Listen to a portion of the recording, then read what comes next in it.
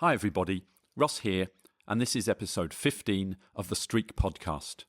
Now, I'm not going to break the fourth wall and talk about modern triathlon very often, but I am still a very active racer, prioritising short and low-key events near Munich. Although last year, I also did a few triathlon-themed road trips to Hamburg, Berlin, and a 2-race swing in the UK. I also like to watch triathlon broadcasts with my kids. PTO, Super League, WTCS and Ironman. So of course, a couple of weeks ago, I was pretty psyched to see what happened at the Olympic test event in Paris. I do think, however, that Olympic qualifying is too long and complicated, so eventually I kind of lose interest, especially when I know that some places are won and lost via internal politics, rather than just gun to taping. Triathloning isn't new to downtown Paris. The first Triathlon International de Paris took place on the 13th of September 1986, and the Triathlon Hauts de Seine on the Ile de Puteaux was earlier in the 1986 season. Mark Allen ended up doing that race a few times. There were also ITU World Cup races in 1991 and 1996, and a few French Grand Prix events. I'll cover all of those triathlons in the future. The first edition of the Triathlon International de Paris was announced in the July 1986 issue of Triathlete. The race was to be organised by Conadet, the French Triathlon Federation, and an events company called Sport Leader. They also had a big sponsor on board, Edouard Leclerc's supermarkets. The French triathlon scene was buzzing at the time. The federation boasted 4,000 members, 130 clubs and 120 races, up from about 75 races in 1985. There was also a new and exciting way of crowning the French champions at the end of the season. I'll talk about that in an upcoming podcast about the French Grand Prix. Spoiler alert, it was super complicated. The Le Coq Sportif Arena Series, that was the de facto French championship in 1985, had now gone European-wide, even though French towns hosted 10 out of the 14 rounds. This meant that plenty of solid foreign athletes were starting to race in France. The Paris organisers were expecting more entries than they could give places to, so to qualify, you had to finish in the top 3 of any Olympic distance race before the 14th of September. Women had to win one.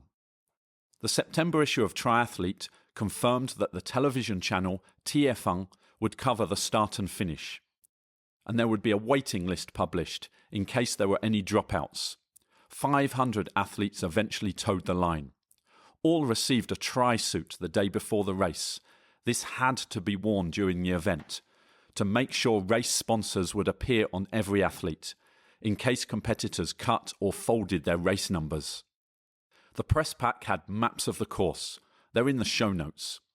The swim went downstream from the Pont de la Concorde to the Pont Iéna, level with the Eiffel Tower. The 2023 course did 2 laps in the middle of this. In 1986, there were no loops on the bike either, as the course went out of town to Versailles and back on some pretty rolling roads. The run was also a one-lapper, staying next to the river. The finish was at the Trocadero Palace, across La Seine from the Eiffel Tower. There was no big report in Triathlete France, just an image of the start and the results. The women's winner was Irma Zwartkruis from the Netherlands, with Chantal Malherbe from France in second. Men's winner, Serge Lecric, was one of the top French triathletes of the late 80s and early 90s. He sadly died in a motorbike accident in 1996. Second place, Grégoire Millet, was the British Triathlon Performance Director for a time, and Georges Belaubre, in third, was kind of the French Dave Scott. Axel Koenders led the bike ride before losing most of his advantage due to a puncture. He was riding a standard low pro with drop bars and a disc wheel, even though he was already known for experimenting with some extreme frame fairings. The February 1987 issue of Triathlete USA did run a report though. It was written by Eric Kirschbaum, co-author with Alec Hunter of one of the best triathlon books ever, Triathlon, the Sporting Trinity. Link in the show notes to that book. Here's Eric's article. Note that he's taking the French cuisine theme very seriously. Calling the swim in the Seine River an appetizer, a bike ride out to Versailles and back, the main course, and a 12-kilometre run through the heart of the city, dessert, you had to know that this triathlon was not held in Peoria. Shout out to No Laying Up. Paris held its first ever triathlon in 1986, and judged by its 450 competitors and thousands of spectators, it was a savoury success. Although few women took part, the men's race turned out to be a sizzling battle. Serge Lecric, a parachutist from Tarbes, took the lead 6 kilometres into the bike ride and staved off heated challenges for the triumph. Of victory hungry, Grégoire Millet fell 6 seconds short. The seasoned Georges Bellaube, the 42-year-old scourge of short-course races, finished third. Holland's Irma Zwartkruis built upon her second-place finish at the European Championship with the triumph in the women's division. Let's finish with a pollution take, as it's topical, from Georges Bellaube at the end of the race video. I've embedded it in the show notes. J'avais un petit peu peur de l'eau de Seine et puis ma foi j'ai trouvé que c'était pas plus terrible que le Rhône. Alors cette eau de Seine, parlez-en un peu. Cette eau de Seine en fait à Paris elle est pas si sale que ça. Plus bas peut-être à Rouen elle est peut-être un peu plus sale mais enfin à Paris je pense que ça va, on verra. J'espère que je serai pas couché demain avec une bonne typhoïde quoi.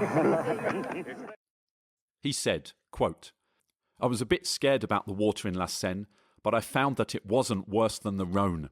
In Paris, La Seine is not that dirty. Further downstream, in Rouen, it's probably dirtier. But in Paris, it's okay. We'll see. I hope I won't be in bed sick tomorrow. End quote. Show notes for this podcast episode can be found at thestreakpodcast.com/podcast/15. As always, if you've got a question, a correction, some extra historical information, or just want to say hi, you can email me at thestreakpodcast@gmail.com.